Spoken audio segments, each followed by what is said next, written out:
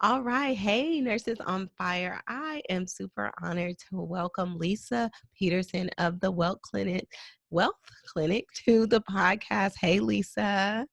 Hi, everybody. Thank you so much, Nasima, for having me today. Of course. And Lisa, I really wanted to bring you on because there is just so much going on right now, just in the world in general. But our finances are taking a big hit, and I am seeing people panicking. So I wanted you to come on to kind of give people some practical tools and peace of mind in these troubling times. But we'll start with kind of just getting to know you a little bit better and your background and how you got started in personal finance. Thank you so much. So, I've been working in personal finance. I grew up in the Bay Area, as we were talking about. I went to Cal State Hayward for my MBA, Wow. I've always been interested in money. And so I went into the money business right out of not my undergrad, but my graduate studies. I have worked in pretty much every area of finance, and eventually I became a financial advisor. But what I also had happening is side by side to my career, my financial career, I was also coming up against tragedy after tragedy in my family. My dad was actually murdered in 1999. And that kind of the best way I can describe it, and I know nurses can understand because you guys see things, right? You just see things a lot more than the general population. But my dad, it was actually somebody that he knew and was close to, and there was a fight, and he ended up being killed. And when that happened, it was like my whole inner experience of what I thought life was all about just sort of blew up. And I had to find new footing. I had to find a new ground beneath my feet to continue. And so even though I kept my job and kept working in finance, I also got really interested in spiritual studies and looking inside to find the answers that the rest of the world did not seem to be able to help me with, quite frankly. And I had not grown up in a religious home, and I didn't have a strong spiritual faith at the time. And so it was me over this past 20 years learning and figuring it out for myself. And so I was a financial advisor up until about 6 years ago. And again, several kind of tragic things happened. And I decided to walk away from my financial career because I saw that people have these kind of, not everybody, but a lot of us have kind of messed up relationships with money. And because of all that inner work, I saw it and I was like, I think that I could help the world a lot more if I focus on this with my knowledge of mindfulness and understanding, the self and the mind and the brain combined with finances. So for the past 6 years, I've been coaching people and teaching classes about people's relationship with money. I love that. And I think that a lot of people think that money is just dollars and cents, but really it's an energy and it's about just who you're being and your habits and all of those things. And when they're seeking advice for money, they're thinking it's just like about budgeting tips or but it's really not about that. It's really about the person that you're being. And so I love what you do. And so can you talk about who you mostly help and what services you usually provide? Yeah, so my audience is twofold. There are a lot of, and we talked about this. I help men and women, but definitely a lot of women are gravitating to this work where they've always known that there's been a lot of tension in their relationship with money. Like it's just not gone well. There's always a problem. There's always a fear of like, when's that other shoe going to drop and things aren't going to work out. So people who have had that sort of experience. And then also similar to myself, because in all fairness, I've worked really hard to overcome growing up in a home where we didn't have very much and my parents fought about money a lot and it was really stressful. I made a decision early in life to make a lot of money. And so I did well with money. But the problem was no matter how well I did, I still felt empty inside. So even though I had money, I still worried about it all the time. And so my audience is kind of in both extremes, maybe not so much in the middle where, they feel good about money and they're not struggling with it, then maybe they don't need to hear our conversation today. But I'm guessing that's the minority, quite frankly. Even those people that are in the small minority are still feeling an impact right now. And that's what I want to focus this conversation around, is that there's a lot of panic and just a lot of angst around money right now because of the markets, because of an impending recession, and because people are legit out here losing jobs and the stability that they thought they had. So we'll spend a vast majority of this episode talking about that. I'm gonna just share what I've seen actually, like in my workplace and just people that I work with. People are freaking out, like I said, and they're just like, okay, like I lost all this money. I saw, my retirement accounts are dropping, and they're either stopping contributing to retirement, or they're pulling their money and putting it into conservative funds.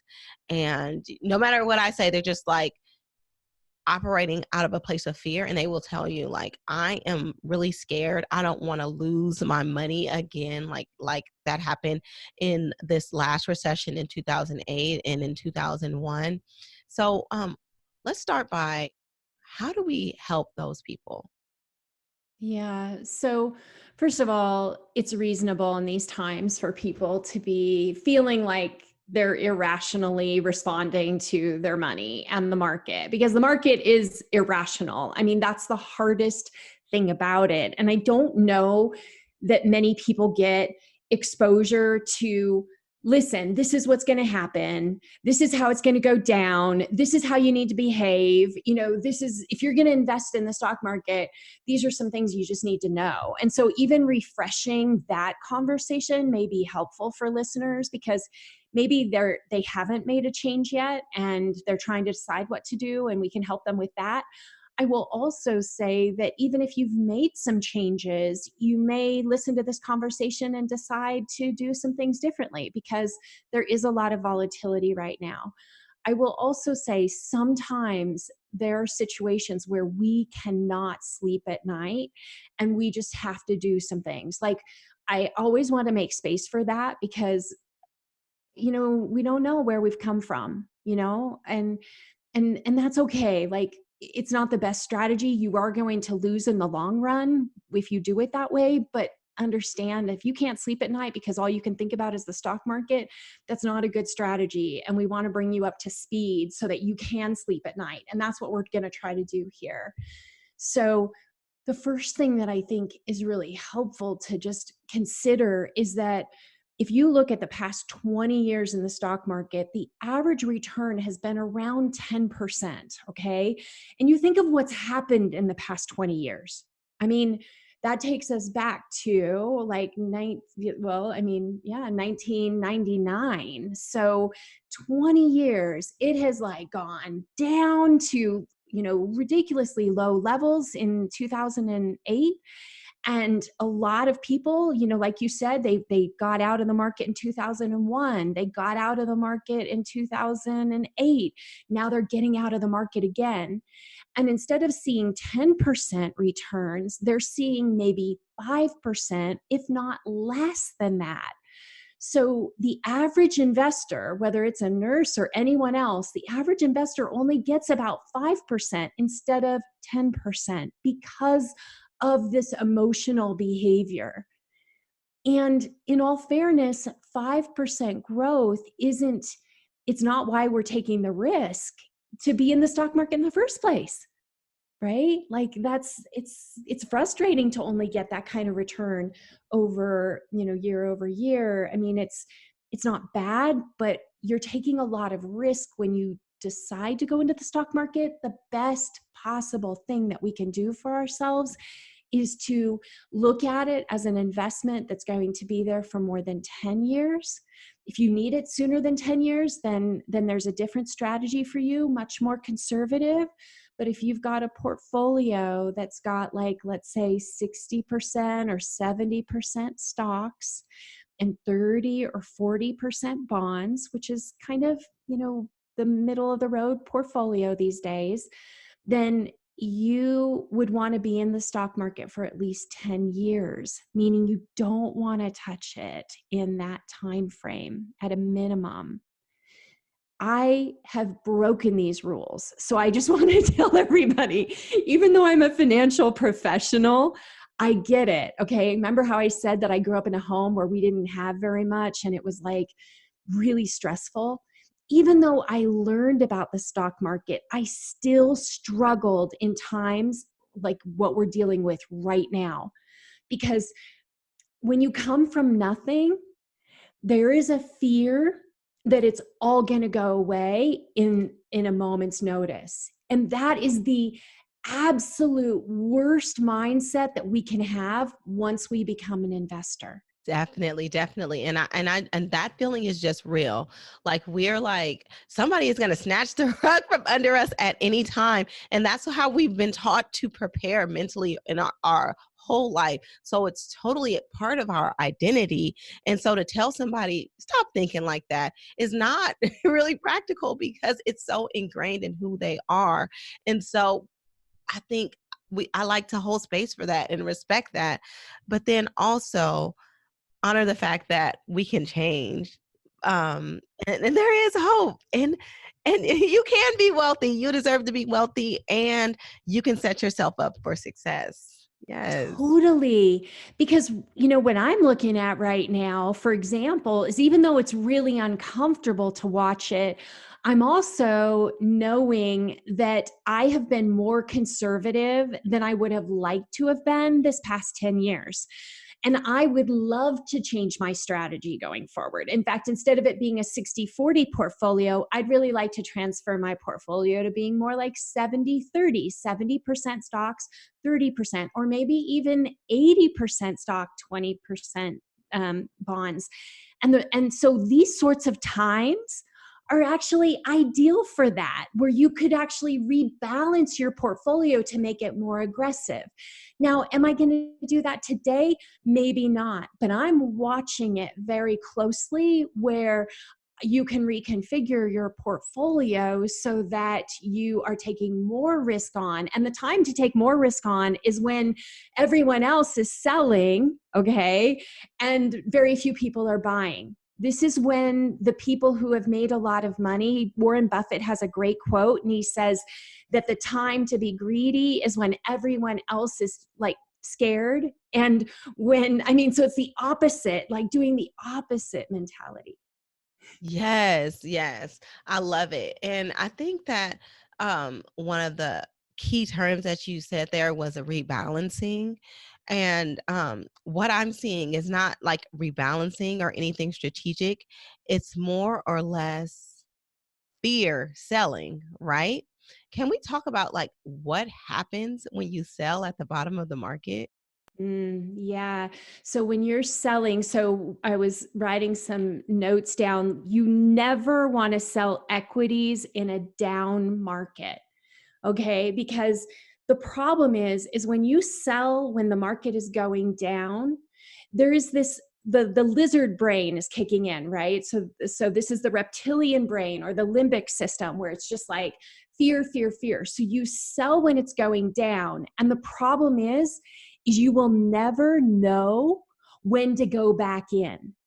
Your lizard brain will not let you go back in when it's at the bottom. So what happens, and this is what happens to most investors, is they sell and then they wait and they wait and they wait, and not until the market has recovered do they decide to go back in and buy again. And now they've sold at the low and they're buying at the high. And it happens over and over and over again. And there is no way, no matter how smart you are, no matter how skillful you think you are about watching what's going on out there in the world, I promise you, if the pros can't figure it out, you and I cannot figure out when it's time to buy again. So you literally miss the opportunity of being able to go back up. And that's why it's so dangerous when we're selling when the market is going down. You literally miss out on the rebound, which it does happen. Now, granted, we don't know when it's going to happen, but when you look at the past 100+ years, that is always recovered. Like never bet against humanity is the best way to say it. Like, as bad as it seems like it's going to be and the world is falling apart, human beings find a way to rise up and fix things, and they solve problems. This is what we're built to do. And the market will reflect that fact someday. And all we have to do is sit on our hands, not get on the keyboard, and not start making those big changes when things are stressed like this. Because I promise you, you will lose more likely than gain. Yes, and I love to show people just the chart of the stock market. Like it always goes up. In those big events like the Great Recession we had in 2008 just look like a little blip in the chart. And I just want everybody to understand that that is why the stock market has such high returns, because we have to pay for those returns, right? If it was an easy investment where you didn't have to worry about it, you wouldn't hardly realize these returns, but you have to understand that. But I think this is also a really good time for people to understand the kind of investor they are and the kind of risk they're willing to take. Because in the last 10 years, a lot of people just started getting into investing, and especially in my people that I know. So, they've only seen gains after gains. And so they're just like, yeah, like I could do 100% stock. Like, yeah, like that's a no brainer. Like 20 something percent returns. That's awesome.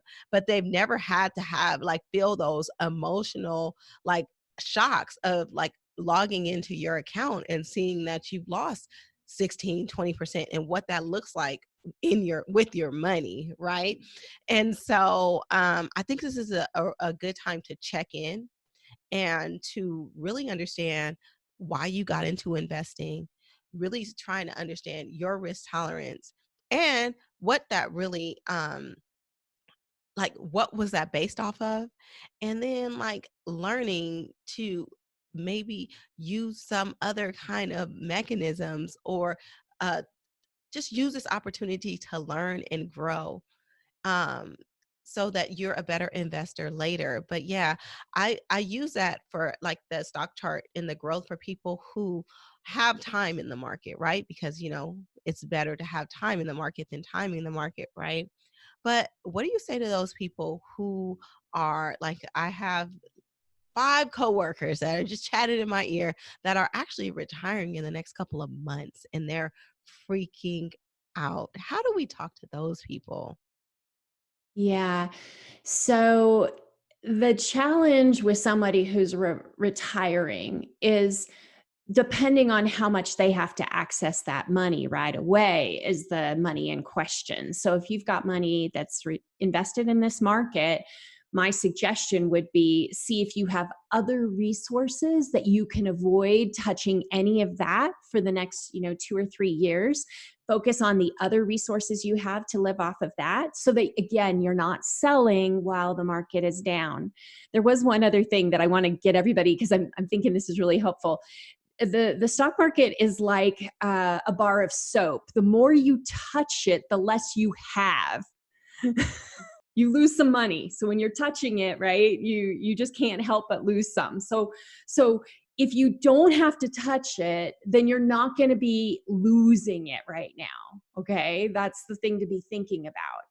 And if the other thing for those people, let's say you've got 5 years before retirement, then same thing goes. You might not be rebalancing right now, but as the market does start to recover, you may make your portfolio more conservative the closer you get to retirement. I love these staged accounts where you can have certain buckets.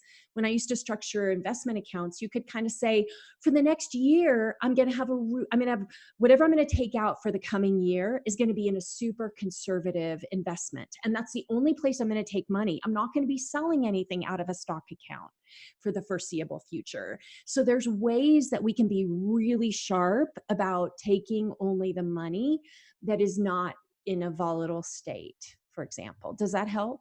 Definitely, definitely. And I think um if you kind of stay true to kind of like, if say you do have a 401k 403b and it's managed through somebody at your job, like you usually put into a target date fund that becomes more conservative as you get older, as you get closer to retirement age. And so there are safeguards put into place that do exactly what you're saying automatically. So you have not lost that money.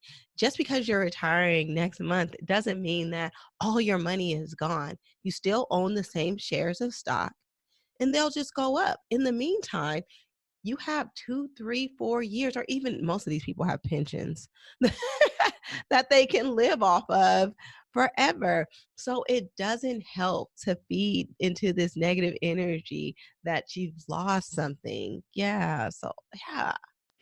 Because there's the practical element, and then there's also the other part that I focus a lot of time and energy on, which is training the mind, right? Gaining control of your mind, knowing the triggers for you, knowing how to change the configuration of how you manage your day. You know, maybe you have a mindfulness practice, maybe you breathe, maybe you take time to pause.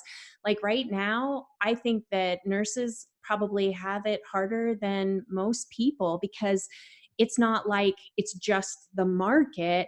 They're also going into what could be something that we don't really fully understand. And so the more we can help them to push away the desire to look at the a stock account right now and let it be, and trust in the research, trust in the science of the stock market investing, and focus on their overall well-being, focus on how they can take care of themselves and help their immunity. Those are the things that I think they want to be thinking more about, because I think all the data out there says when we are super stressed out, we get sick easier. Yes. Yes. Yes, I love it. And I'm glad that you naturally shifted the focus because that's where I wanted to go for the rest of this episode is like, let's focus on how we can really get through these troubling times with, you know, the least impact on our physical and and financial health. But we have to address the emotional first. And so um yeah, I love that you brought that up because yeah, we have all these stressors. There's so many things right now that's going on. Number one, the news is super toxic right now, even though you kind of have to watch it to see what your day is going to be like because it's like day to day. I mean, I was just in the hospital with my grandfather and then a couple hours later they shut down visitation to the hospital, you know. And so day to day you have to listen to the news, but at a certain extent it's really really harmful. We have all these people going crazy in grocery stores. You can't even find toilet paper. My friend was down to 2 diapers and people are hoarding diapers, like. And so you have all these things, these outside triggers that can cause you to really stress.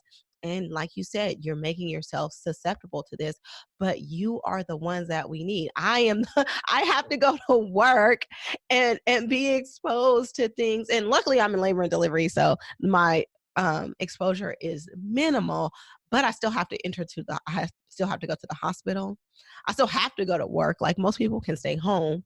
But yeah, I am putting my life on the line every day. We are all putting our lives on the line every day. And we need to do more to conserve our physical and emotional well-being so that we don't succumb to these things. And so how can we do that?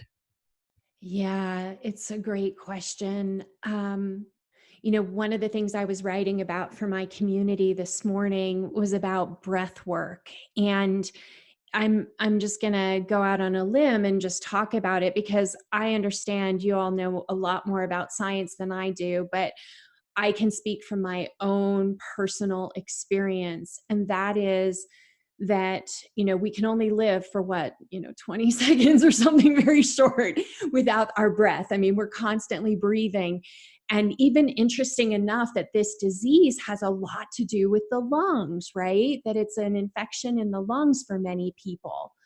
But that is why I think being grateful for our breath and also taking these pauses, these strategic, contemplative pauses throughout the day, whether it be a phone app, that reminds you to take a couple minutes when you go to the bathroom before you wash your hands, but before you open that door again, to take 3 nice, big, deep breaths and bring yourself into your body and into your the deepest part of you.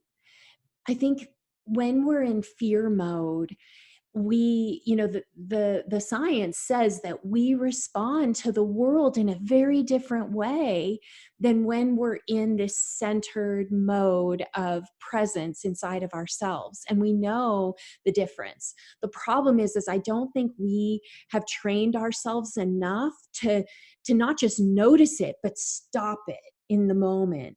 And that's the thing that I think the breath can actually do for us. I mean, so simple. Even right now, if we just take some nice deep breaths,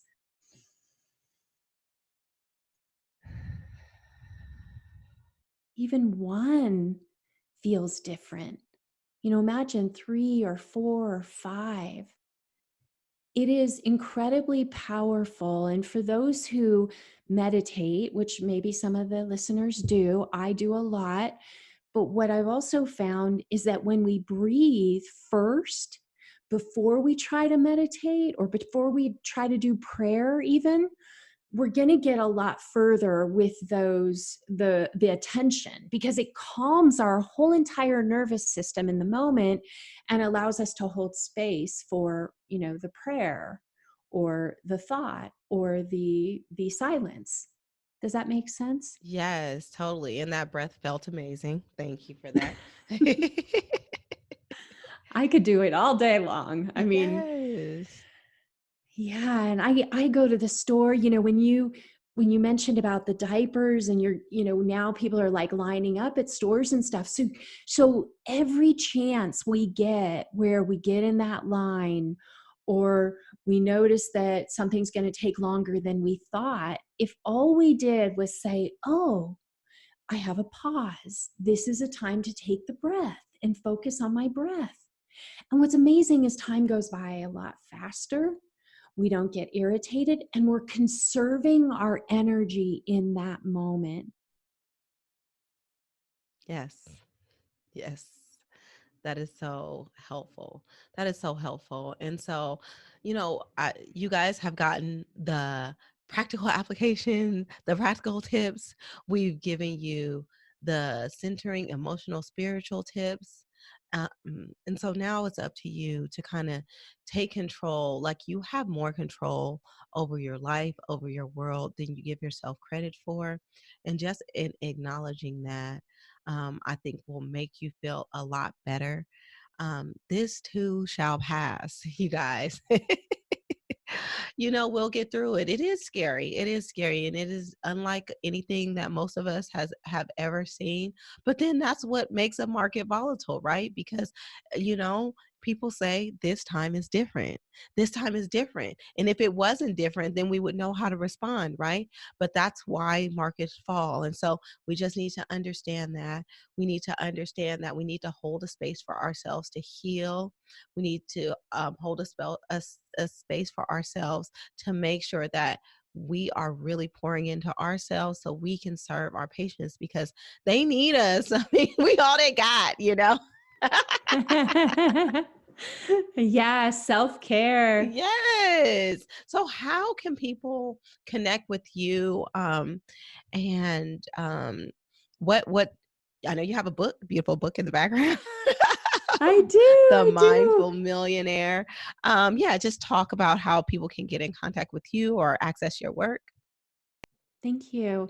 So, I have a book coming out in June, and it's all about helping people ask themselves the questions that if some of the things we talked about earlier about like those triggers about your relationship with money, and it goes really deep into like family stories and that sort of stuff, like the book helps you sort through those things so that you can come out on the other side feeling more peaceful about money. Same thing goes with like my website, wealthclinic.com. And I have a community on Facebook that's oriented around the book. So when the book comes out, my goal is to provide a forum. So as people are asking themselves those questions, they can come in and share and say, hey, this is what I've learned about myself. Who else has had this happen? Or, how can I not feel so alone in some of these struggles that I've had with money? And, you may be sharing some of the stories about what's happening right now in the group, because that's what it's there for. I just don't think we talk enough about money in communities, and that's what I tried to create. Yeah, I love that. I love that. And so I'll have all the links to all. Is your book on pre-sale right now through It's on Amazon? pre-sale now, Nice. yeah. Okay. Awesome. And I'll also give a meditation if you'd like, and then Oh, if they that want would to be try a meditation great. out, they can see some of the work that I do. That would be amazing. So all of that stuff will be linked in the show notes so you guys could just click through and get that. But I want to thank you so much for sharing your wisdom here. Just speaking to you just makes me feel calm and and at peace. Yeah. So I hope that it gave people a little bit of peace of mind. And if you still need that support, there's a whole community around it. And that's another thing that I wanted to highlight is that you are going to be the reflection of the people that you surround yourself with. If during these times you find that everybody around you is panicking, take a moment to kind of step back, do a little bit of self reflection, and then try to surround yourself with people who aren't freaking out, who are looking at this as an opportunity or just understand the fluctuations and aren't really phased. Yes, this is a disease that, people have died from, and we are, could possibly be exposed to, and it's scary. But like I said, this too shall pass. And hopefully, you've gotten some resources here that you can use. So, again, thank you so much. And I hope people are able to connect with you and use your services because I just know, like, even just in this little short piece of time that I've spent with you, that they'll get so much. Yeah. Well, your community is really lucky to have you. I'm so grateful because I know nurses are awesome, and they're getting some really great information from what you're sharing. Thank you. Thank you.